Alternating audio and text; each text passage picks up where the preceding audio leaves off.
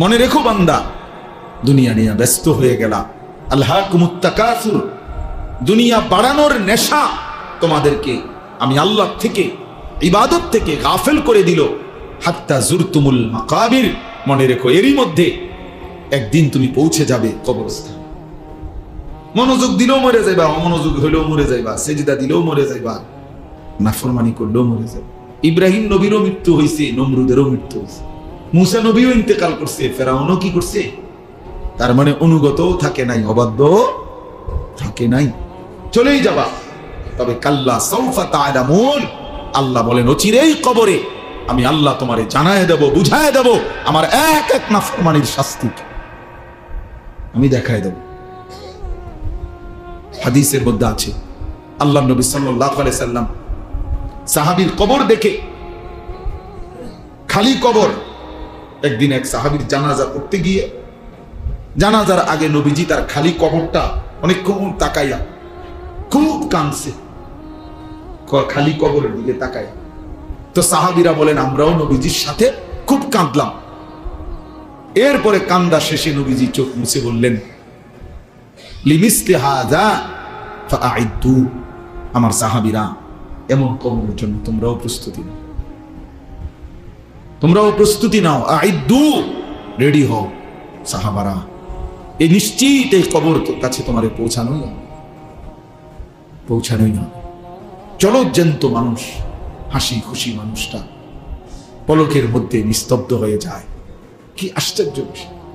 আমার মামি কিছুদিন আগে মারা গেছে, আমি মামির বড় মামি আমার জানাজা পড়তে গেছে, তখন আমার মনে পড়ছে হায় মামি, আমার ছোটবেলায় ছাত্র জীবনে আমি খুব সিমের বিচি খাইতে পছন্দ করতাম, সিমের দানা।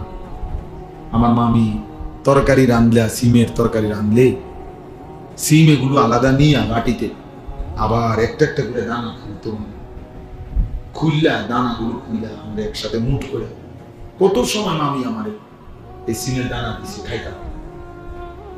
তো সেই মানুষটা যাকে আমি চোখে দেখলাম এতদিন এতবার, সেই তিনি খবরে চলে গেছে,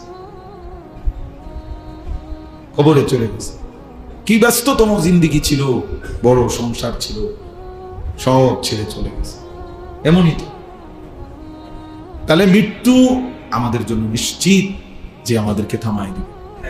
এই হাসি, এই কান্না, আনন্দ, বেদনা, দুঃখ, পেরেশানি, এই ছেলেরা তোমাদের জওয়ানি থামায় দিবে মৃত্যু। তোমরা জানো না কে দেখে তোমাগরে, তোমাগরে সমস্ত চুলের ফ্যাশন, কোন ইবলিস ছাড়া, শয়তান ছাড়া কেউ দেখে না।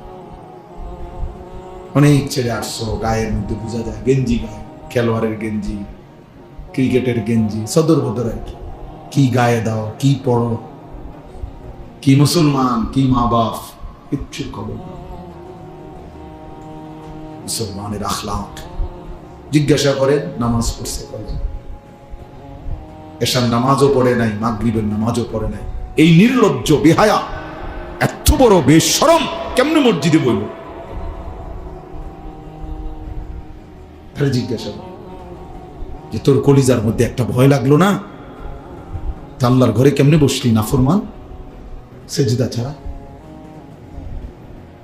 কোরআনুল কারীমের মধ্যে আছে ওমান ইউআযযিম শাআইরাল্লাহ ফাইন্নাহা মিন তাকওয়াল কুলুব, আল্লাহর নিদর্শনাবলীকে যে সম্মান করবে, তো আল্লাহ তাআলা বলেন এটা তার অন্তরে তাকওয়া আছে, এই কথার প্রমাণ বহন করে। তার অন্তরে আল্লাহ ভীতি আছে, আল্লাহর ভয় আছে, এই কথার প্রমাণ আল্লাহর নিদর্শনাবলীকে সম্মান করা। তো আল্লাহর নিদর্শনাবলী এর মধ্যে মসজিদ, আল্লাহর ঘর অন্যতম। প্রতিটা মসজিদ, প্রতিটা আল্লাহর ঘর আল্লাহর নিদর্শনাবলীর একটি। এই জন্য যে মসজিদকে সম্মান করবে, তো এইটা তার অন্তরে তাকওয়া আছে, আল্লাহর ভয় আছে, এই কথার প্রমাণ বহন করে। হাদিসের মধ্যে আছে রাসূলুল্লাহ সাল্লাল্লাহু আলাইহি ওয়াসাল্লাম বলছেন 7 ধরনের ব্যক্তিকে আল্লাহ তাআলা কিয়ামতের দিন আল্লাহ তাআলার আরশের ছায়া দান করবেন। আপনারা অনেক শুনছেন এই কথা। যেদিন আল্লাহর আরশের ছায়া ছাড়া আর কোনো ছায়া থাকবে না। এই 7 ধরনের ব্যক্তির মধ্যে এক ধরনের ব্যক্তি হলো ওই ব্যক্তি রাজুলুন কলবুহু মুআল্লাকুন বিল মাসাজিদ, যার অন্তর মসজিদের সাথে লেগে আছে, যার দিল মসজিদের সাথে লেগে আছে, মসজিদে সেজদা দেওয়া, মসজিদে নামাজ পড়া, মসজিদে এসে ইবাদত করা, মসজিদকে সুন্দর করা, মসজিদের খেদমত করা, মানে মসজিদের প্রতি, ইবাদতের প্রতি তার হৃদয় পড়ে থাকে, দিল পড়ে থাকে, অন্তরের টান থাকে।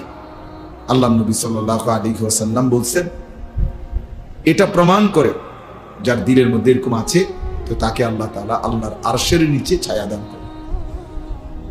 এই জন্য মসজিদের সাথে মুমিনের সম্পর্ক গভীর করা উচিত। হাদিসের মধ্যে আছে, বান্দা যখন মসজিদে ঢোকে তো সে আল্লাহ তাআলার মেহমান হয়ে যায়, আর আল্লাহ তাআলা সেই মেহমানকে প্রথম আপ্যায়ন করে তার অগণিত গুনাহ মাফ করে দেয়। এটাই প্রথম মেহমানদারি। ওয়াকিরাহু আল মাগফিরা, মসজিদে আল্লাহর পক্ষ থেকে প্রথম মেহমানদারি হলো শরবত না, বরং গুনাহ মাফ, বান্দার গুনাহ মাফ করে দেয়। এজন্য মসজিদকে ভালোবাসা, মসজিদের প্রতি হৃদয়ের টান থাকা, মসজিদে এসে নামাজ পড়া, মসজিদে সবসময় অন্তরে মসজিদের প্রতি ভালোবাসা, এটা অনেক বড় একটা নিয়ামত। আবার দেখেন, এর বিপরীতে মসজিদে অনর্থক কথা বলা, আওয়াজ বড় করা, সুরগুল করা, অনর্থক নেতাগিরি, মাতবরি, অহংকার, বড়াই, ঝগড়া, এগুলো করা, এটা কিয়ামতের একটি মন্দ চিহ্ন, আলামত, কিয়ামতের মন্দ আলামত। আল্লাহ নবী সাল্লাল্লাহু আলাইহি ওয়াসাল্লাম বলছেন, যাহারাতিল আসওয়াতু ফিল মাসাজিদ, গেটের জায়গা ছেড়ে বসেন, গেটের জায়গা ছেড়ে ডানে বামে বসেন, ও গেটের জায়গা আটকায় ফেললে, আলম ভাই আপনিও বইয়া লাইছেন, তো তার বইব কেন? গেটের জায়গা ছেড়ে দেন, তাহলে তো বইব কেমনে পরে লোকজন। আল্লাহ নবী সাল্লাল্লাহু আলাইহি ওয়াসাল্লাম বলছেন, যাহারাতিল আসওয়াতু ফিল মাসাজিদ, কিয়ামতের একটি মন্দ চিহ্ন যে মসজিদের মধ্যে আওয়াজ বেড়ে যায়, মানে মসজিদে ফালতু কথা, বেহুদা কথা, অনর্থক কথা, এটা বেড়ে যাওয়া, বেহুদা কথা বলা, এটা কিয়ামতের একটি অপছন্দনীয়, নিন্দনীয়, মন্দ আলামত। এই জন্য আপনারা যারা আছেন প্রত্যেকেই মনে রাখবেন, মসজিদে কোন রকম যেন গুনাহ না হয়। মসজিদের আজমত, মসজিদের সম্মান অনেক বেশি, অনেক বেশি। আমি যে জন্য শুরুতে ঢুকা বললাম ছেলেদেরকে যে বাবা তুমি, এটা মসজিদ, ফাইজলামি করলে বাইরে চলে গেলে ভালো, আল্লাহর ঘর মসজিদে তামাশা করা, দুষ্টমি করা, এটা অনেক বড় একটা অপরাধ। কোন জায়গার সম্মান যেমন বেশি, ওই জায়গার অপরাধেরও মাত্রা, অপরাধের শাস্তির পরিমাণও বেশি। এজন্য সমস্ত উলামায়ে কেরাম বলছে, মক্কা শরীফ আল্লাহর ঘরের কাছে, মসজিদে হারাম, ওটার মধ্যে একটা আমলে একটি সেজদা 1,00,000 সেজদার সমান। তাহলে নেকি যেমন 1,00,000 অনেক বেশি, তো গুনার শাস্তিও অনেক বেশি, অপরাধের শাস্তিও অনেক বেশি। এই কারণে মসজিদের আজমত, মসজিদের প্রতি সম্মান, আন্তরিকতা প্রত্যেকের ভিতরে থাকা চাই।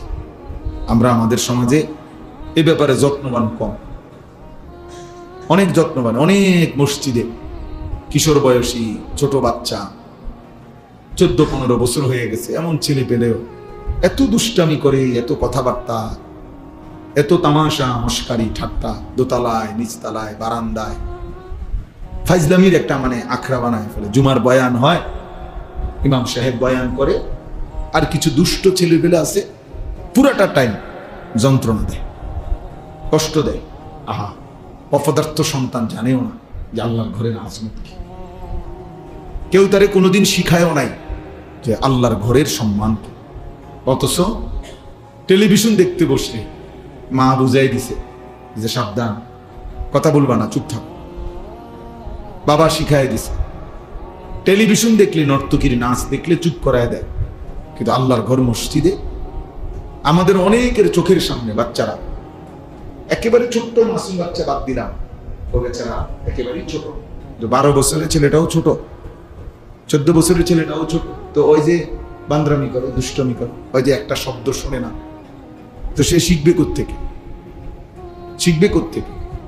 শরীয়তের মাসআলা জানবে কোত্থেকে যদি নাই শুনে? নাই শুনলে আমল করবে কিভাবে?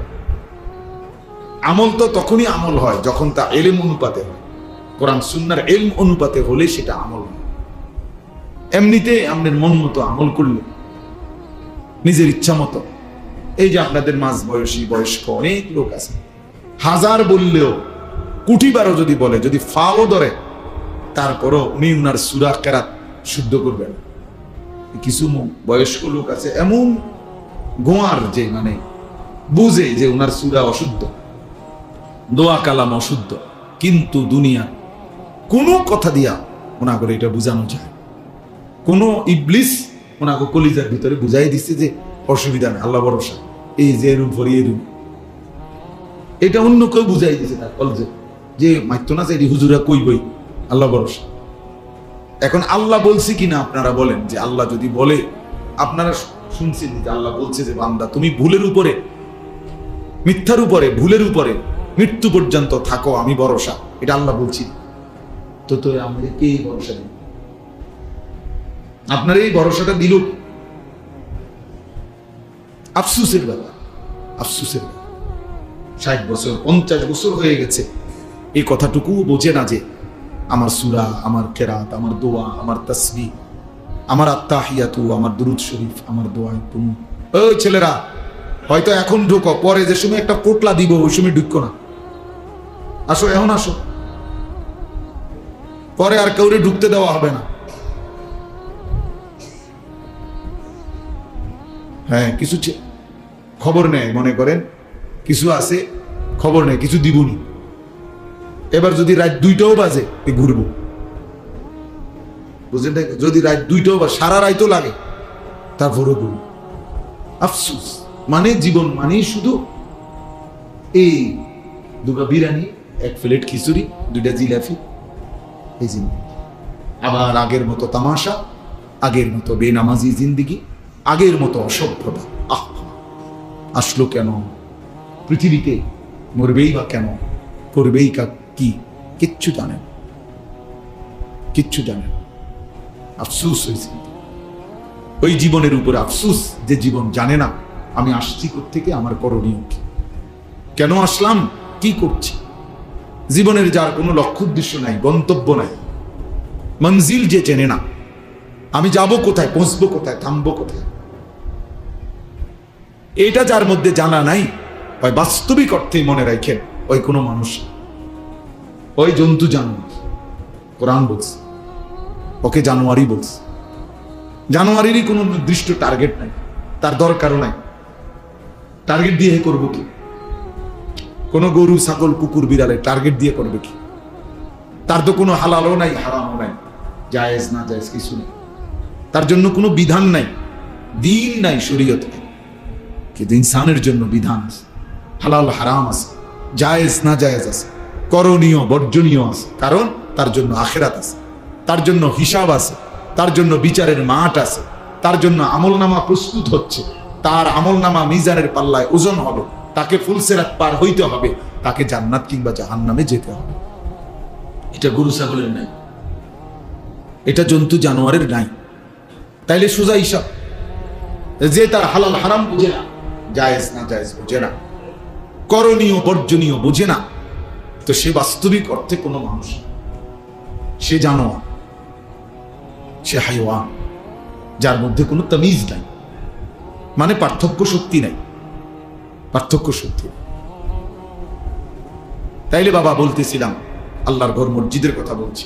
মসজিদের আজমত জরুরি, মসজিদে জুমার বয়ান গুরুত্বপূর্ণ, মসজিদের ইমাম সাহেবকে সম্মান করা খুব গুরুত্বপূর্ণ, মুয়াজ্জিনকে সম্মান করা খুব গুরুত্বপূর্ণ, মসজিদের একটা জুতার বাক্স, মসজিদের বালু, মসজিদের একটা মোমবাতি অনেক সম্মানিত, এটা মসজিদের। আমরা কোরআন হাদিসের ভাষায় বলে নিসবতের কারণে দামি হয়, মানে সম্বন্ধের কারণে দামি। ইট বালু পাথর সিমেন্টের একটা ঘর এমনিতে শুধু ছিল ঘর, কিন্তু যখন এটা সিদ্ধান্ত হলো যে এটা আল্লাহর ঘর, এই আল্লাহর এই শব্দটা যখন এই ঘরের সাথে লাগলো, তো এটা দামি। কি বলে? এটা নিসবতারি, মানে সম্বন্ধ, কিসের সাথে মিলল, ওইটার কারণে দামি হয়, ওইটার কারণে দামি হয়। এমনিতে একটা কাপড়, এটা কাপড়, কিন্তু যখন এটারে বলে যে এটা কোরআন শরীফের গিলাফ, তো এটা দামি, তাহলে সম্বন্ধ নিসবত এর কারণে দামি। তো মসজিদ আল্লাহর ঘর, অতএব এটা নিঃসন্দেহে দামি, এটা দামি, এটা অনেক দামি। আমরা এই জন্য ইনশাআল্লাহ মসজিদের জন্য সবার কাছে অনুরোধ, মসজিদে নামাজ পড়া, জামাতকে ঠিক মতো আদায় করা, মসজিদে আন্তরিকতা রাখা, ভালোবাসা, এটা যেন সবার মধ্যেই থাকে। এই পদ পদবী, মূল্যায়ন অবমূল্যায়ন এটা কোনো বিষয় না।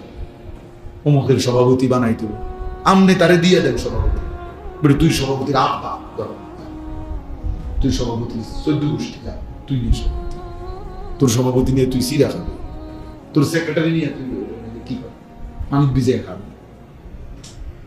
হ্যাঁ, আল্লাহ তাআলা আমাদেরকে বুঝ দান করেন।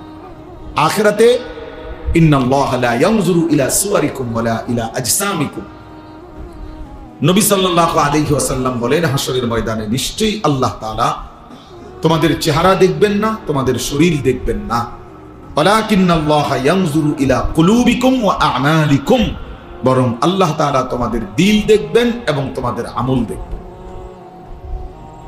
দিল দেখবেন আর কি দেখবেন? আমল দেখবেন। এর ভিত্তিতে আল্লাহ তাআলা ফয়সালা করবেন। এজন্য বাপ ও দুনিয়া বিয়ে সমস্ত পদ পদবি দিয়ে কিচ্ছু আসে যায় না, বরং মসজিদের প্রতি হৃদয়ের টান। এজন্য আমার আখিরাতের জন্য আমি নামাজ পড়বো, সেজদা দেব, মসজিদে আসবো, মসজিদের খেদমতে থাকবো, মসজিদে বেশি বেশি যাওয়ার চেষ্টা করব, এটা আমার আখিরাতের জন্য। হাদিসের মধ্যে আছে বাশশিরিল মাশাঈন ফি যুলামি ইলাল মাসাজিদ বিন-নূরিত তাম্মি ইয়াউমাল কিয়ামা। আজীব হাদিস। নবী সাল্লাল্লাহু আলাইহি সাল্লাম বলছে অন্ধকারের মধ্যে, মানে এশার নামাজ এবং ফজরের নামাজ, অন্ধকারের মধ্যে যারা বেশি বেশি মসজিদে গমন করে, হে নবী কিয়ামতের দিন ফুলসিরাতের গোড়ায় তাদের জন্য পরিপূর্ণ আলোর সুসংবাদ দান করুন। বিন-নূরিত তাম, পূর্ণ আলো, মানে হাদিসের মধ্যে আছে ফুলসিরাত 30,000 বছরের রাস্তা, যেটা সকলকেই পার হইতে হবে। ওয়া ইম মিনকুম ইল্লা ওয়ারিদুহা, আল্লাহ তাআলা কোরআনে বলছে এমন কেউ হবে না যাকে এটা পার হতে হবে, সে নবী হোক, সে ওলি হোক, আর সে কাফের হোক, মানে অনুগত অবাধ্য, সকলকে এটার উপরে কি করতে হবে? পার হইতে হবে, পার হইতে হবে। তো এই 30,000 বছরের রাস্তার যে ফুলসিরাত, এটা নবী সাল্লাল্লাহু আলাইহি সাল্লাম বলছে এটা অন্ধকার থাকবে, একেবারে অমাবস্যার ঘুটঘুটে অন্ধকার। প্রত্যেক মুমিনের ঈমানের সাথে তার আমলের পরিমাণ অনুপাতে ওই ফুলসিরাতের গোড়ায় যখন যাবে, প্রত্যেক ঈমানদারের, ঈমান শর্ত, প্রত্যেক ঈমানদারের তার আমলের পরিমাণ অনুপাতে ওই গোড়ায় গেলে আল্লাহর কুদরতে তার জন্য ওই পরিমাণ আলো জ্বলে। এই জন্য সবার আলো একরকম হবে না, আলগা লাইট না, আমারটা আমনের আলো, আমারটা আমার, আপনারটা আমার। এই ক্ষেত্রে নবীজি সাল্লাল্লাহু আলাইহি ওয়াসাল্লাম বলছেন যে অন্ধকারের মধ্যে, মানে এশার নামাজ এবং ফজরের নামাজ, এই দুই নামাজ অন্ধকারের নামাজ নাকি? কথা বলেন। এশার নামাজ তো পুরা অন্ধকার, আর ফজরের নামাজ আবসা অন্ধকার। এই দুই অন্ধকারের মধ্যে যে মসজিদে যায় বেশি বেশি, আল্লাহ নবী সাল্লাল্লাহু আলাইহি সাল্লাম বলেন ফুলসিরাতে তার জন্য পূর্ণ আলো জ্বলে। 30,000 বছরের রাস্তা পূর্ণ আলো নিয়ে সে পার হতে পারে। এজন্য এশার নামাজ এবং ফজরের নামাজ খুব গুরুত্বপূর্ণ। এশার নামাজ এবং ফজরের নামাজ যারা আদায় করে না, রাসূলুল্লাহ সাল্লাল্লাহু আলাইহি ওয়াসাল্লাম তাদেরকে বলছেন মুনাফিক। একেবারে স্পষ্ট বুখারীর হাদিস।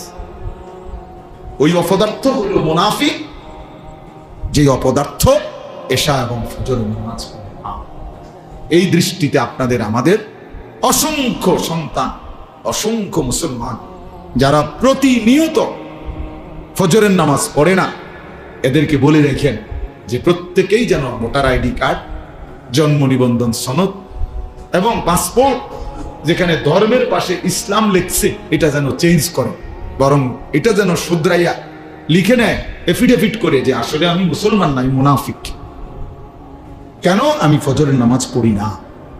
ফজরের নামাজ পড়ার জন্য কোনো প্রস্তুতিও নাই, আমার মানসিকতাও নাই। এমন অসংখ্য জানোয়ার আছে, হাইওয়ান আছে, যে হাইওয়ানের কলিজার ভিতরেও খোদার এক বছরে 365 দিনে কোনোদিন এই জানোয়ার বলতে পারবে না ফজরের নামাজ কাকে বলে। এটা আস্তা জানোয়ার, আস্তা জানোয়ার, এটা পুরাটা জানোয়ার, এটা পুরাটা জানোয়ার। এটা মানুষ নামের পশু ছাড়া আর কিছু না। 365 দিন নাফরমান, তুই মানুষের বাচ্চা বেটা, কোনদিন ফজরের নামাজ পড়বি না। এত বড় বেহায়া বেশরম মুসলমান হয় কি? এত বড় নিকৃষ্ট মানুষ মুসলমান হবে তো মুনাফিক। আল্লাহ রাসূল বলছে, বেটা নবী বলছে মুনাফিক, এটা আস্তা মুনাফিক। আর মুনাফিক সমস্ত বেঈমানের মধ্যে সবচেয়ে নিকৃষ্ট হলো কে? যত লোক আল্লাহর নাফরমান তার মধ্যে মুনাফিক হলো সবচেয়ে নিকৃষ্ট।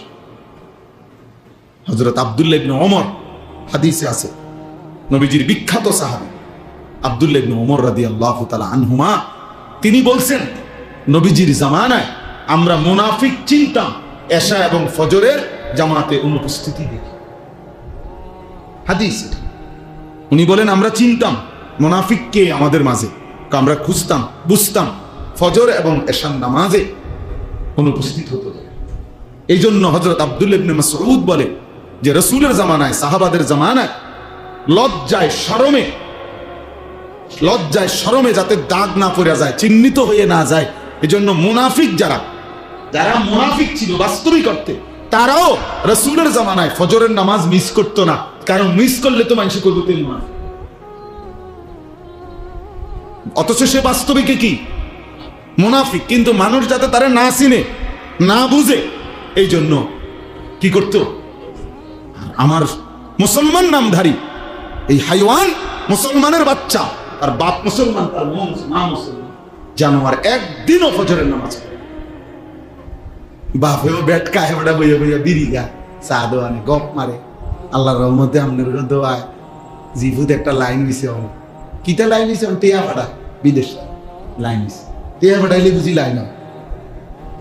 হ্যাঁ, বিদেশ গেলেই বুঝি জিফুত লাইন হয়ে গেছে।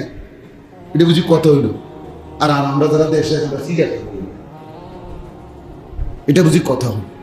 বিদেশ যাওয়া নিষেধ না, এটা গুনাহ, এটাও বলি না, কিন্তু এটা বুঝি একটা কথা হইল যে আল্লাহর রহমতে তারা 3 জন এখন একটা লাইনে পড়ছে। কি টেহা রোজগার করে,